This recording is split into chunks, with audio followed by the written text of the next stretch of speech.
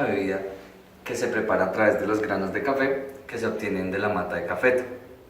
Este es un grano de café del cual está recién extraído de la mata. Estos granos, después de pasar por un proceso de tostado, molienda y lixiviación, se puede preparar la bebida. El café es un producto muy importante para Colombia debido a que es uno de los principales productos de exportación. Además de que Colombia es el tercer país que exporta más café. Hola, somos el grupo encargado de elaborar café de tipo americano. Según las encuestas realizadas, obtuvimos diferentes características que el consumidor quisiera tener en su café y nos fijamos principalmente en la acidez que él desea, llegando a considerar pues que el café es tipo americano. Para ello, primero que todo, se hizo un proceso de recolección del café. Posterior a ello, se sometió a un proceso de secado y se le quitó la cereza al café antes de eso y se obtuvo este tipo de café.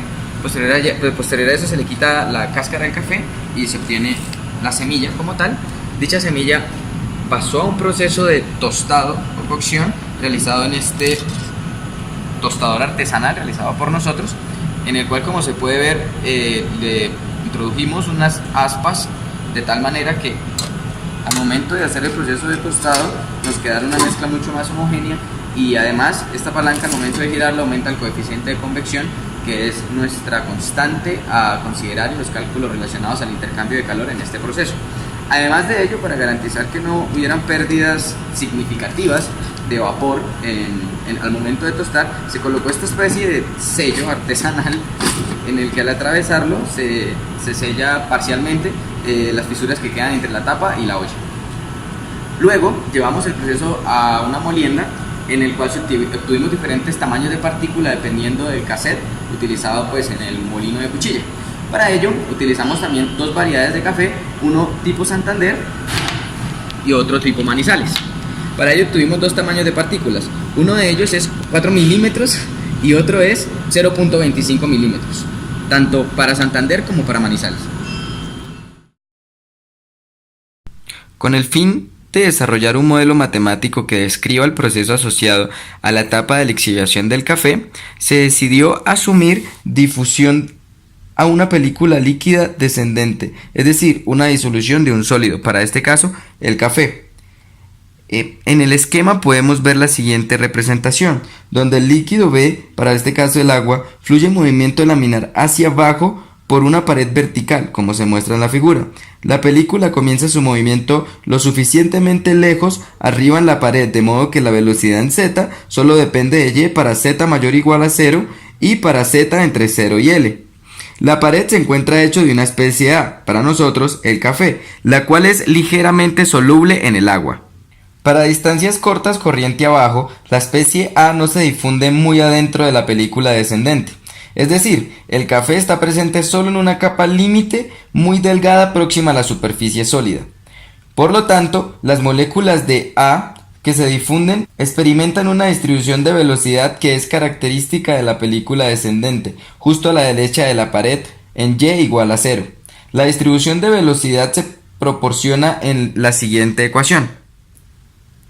En la pared y en sitios adyacentes a esta se tiene que y sobre delta al cuadrado es mucho menor que y sobre delta.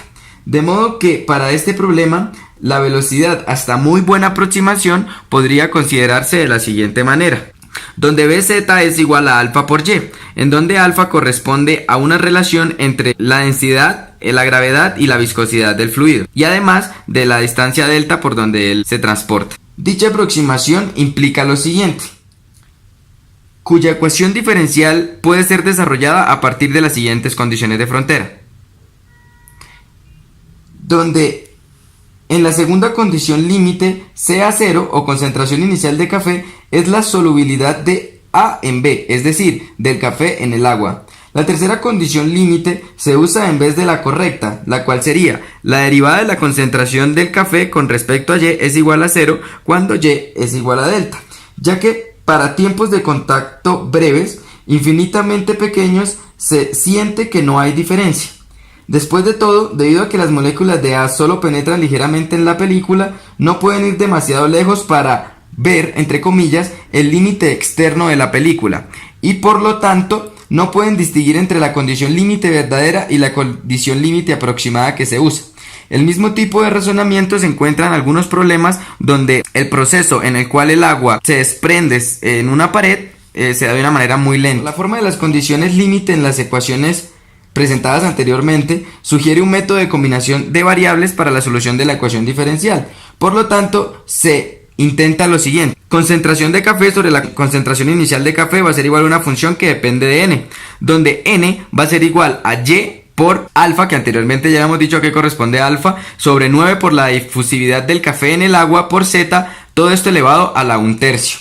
Una vez se hace este cambio de variable, la ecuación diferencial parcial mostrada en la ecuación anterior pasa a ser igual a la siguiente función, donde sus condiciones límites vienen dadas por f evaluada en 0 es igual a 1 y f evaluada en infinito es igual a 0. En esta ecuación de segundo orden se tiene la siguiente solución, donde f es igual a una constante 1 por la integral de 0 a n de Euler a la menos n a la menos 3 por el de n más c2. De esta forma, luego las constantes de integración pueden evaluarse utilizando las condiciones límite mencionadas anteriormente y se obtiene la siguiente relación entre la concentración de café y la concentración inicial de café, donde el término que se muestra a continuación corresponde a la función gamma evaluada en 4/3, la cual da un valor aproximadamente de 0.8930.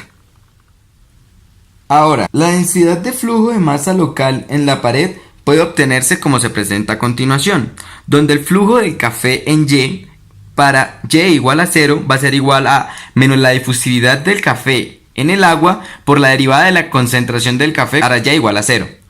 Siendo así, esta ecuación va a ser igual a menos la difusividad del café en el agua por la concentración inicial del café por la derivada respecto a n del perfil de concentraciones, el cual viene dado por la concentración de A sobre la concentración inicial de A por la derivada de n con respecto a Y, todo esto evaluado en Y igual a 0. Siendo así, finalmente se obtiene que la concentración de café en Y para Y igual a 0 va a ser igual a la difusividad del café sobre el agua por la concentración inicial del café sobre la función gamma evaluada en 4/3 por alfa, que ya habíamos mencionado anteriormente a qué corresponde, sobre 9 por la difusividad del café en el agua por z elevado a la 1/3. Es necesario mencionar algo antes de continuar. La razón por la cual se coloca el factor 9 en la ecuación es para ver de una manera mucho más tangible la solución correspondiente a la ecuación diferencial presentada anteriormente. Finalmente, se obtiene que la densidad de flujo molar de A través de toda la superficie de transferencia de materia en Y igual a 0 es igual a la integral doble de 0 a W y de 0 a L del flujo de café en Y evaluado en Y igual a 0 por dz de x, y esto va a ser igual a 2 veces la difusividad del café en el agua por la concentración inicial del café por W por L, que son las dimensiones geométricas definidas para la pared, sobre la función gamma evaluada en 7/3 por gamma sobre 9 por la difusividad del agua en el café por L, todo esto elevado a la 1/3. Siendo así, se obtiene un modelo matemático que nos permite modelar de cierta manera, bajo condiciones asumidas al iniciar esquematización del problema, una forma de llegar a una buena aproximación de cuál es la densidad de flujo molar de café a través de la superficie. El proceso de tostado. Para el proceso de tostado se tuvo en cuenta el tiempo y tipo de llama para un prototipo de tostador que consiste en un aspa, el cual da convección al café dentro, y una olla que tiene que ser cerrada para que el vapor dentro de la olla favorezca la convección. El proceso de tostado es un proceso importante en el sabor y el aroma del café. El aroma en este experimento no fue tomado en cuenta, sin embargo el sabor y el aroma van muy relacionados en el proceso de tostado. El tiempo de tostado se escoge más o menos de 2 minutos con una llama alta. Ya con nuestro café tostado necesitamos medir cierta cantidad para luego llevar al molino de cuchilla. Para esto utilizamos una balanza en la cual pesamos 120 gramos del producto, lo llevamos al molino de cuchilla para así reducir el tamaño de partícula y así llevarlo al proceso de lixiviación. Bueno, vamos a proceder a experimentar con el tamaño de partícula del café. Para esto vamos a usar un molino de cuchilla en la cual vamos a estar variando el cassette que se usa al fondo, en el cual de este va a depender el tamaño de partícula diferente. O sea, el tamaño de partícula ya sabemos que afecta directamente la acidez de nuestro café.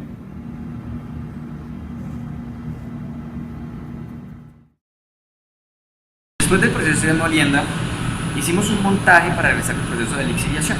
Dicho montaje consiste en utilizar una bureta para tener un goteo controlado, y al hacer los cálculos nos dimos cuenta que podríamos considerar un goteo de aproximadamente 2.5 mililitros por segundo. Además de ello, al momento de hacer nuestra máquina de filtrado, utilizamos un Erlenmeyer, un tapón y un embudo de vidrio.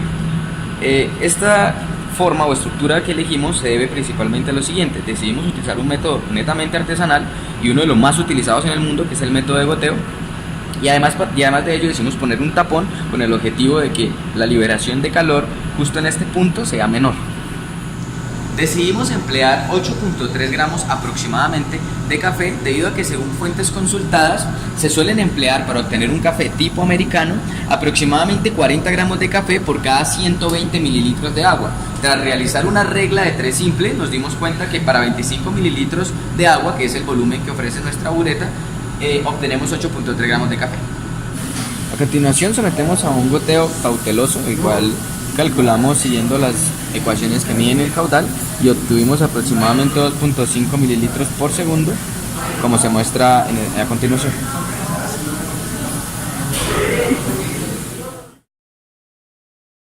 Una de las variables a considerar fue la temperatura del agua. Pensamos medir el pH a temperaturas de 52 grados centígrados y 68 grados centígrados. ¿Por qué? Porque se ha comprobado que a esas temperaturas es a las que mayormente la gente consume el café. Además, pues la OMS no recomienda esas temperaturas, pero son las más consumidas. Se procede entonces a medir el pH, el cual nos da un valor aproximadamente de 5.3 a 5.2.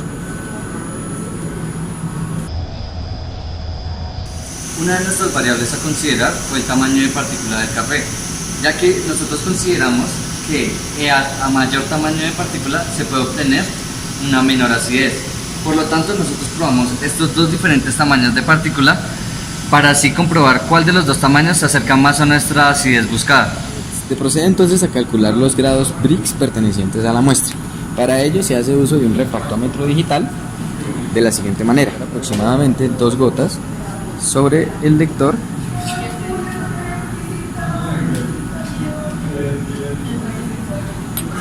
y se procede entonces a esperar el resultado que nos dé el instrumento.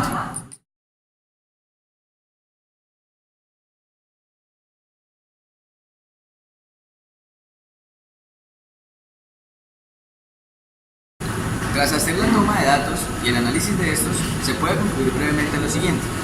Resulta que para un tamaño de partícula de 0.25 milímetros se obtiene para el café tipo Santander, a una temperatura de 52 grados centígrados, unos grados de sólidos disueltos o grados Brix aproximadamente de 2, mientras que para el tipo Manizales, a la misma temperatura y el mismo diámetro, se obtiene también el mismo valor, por lo que se puede concluir que bajo la misma temperatura los grados de sólidos disueltos y el pH no difiere de manera significativa para ambas variedades de café.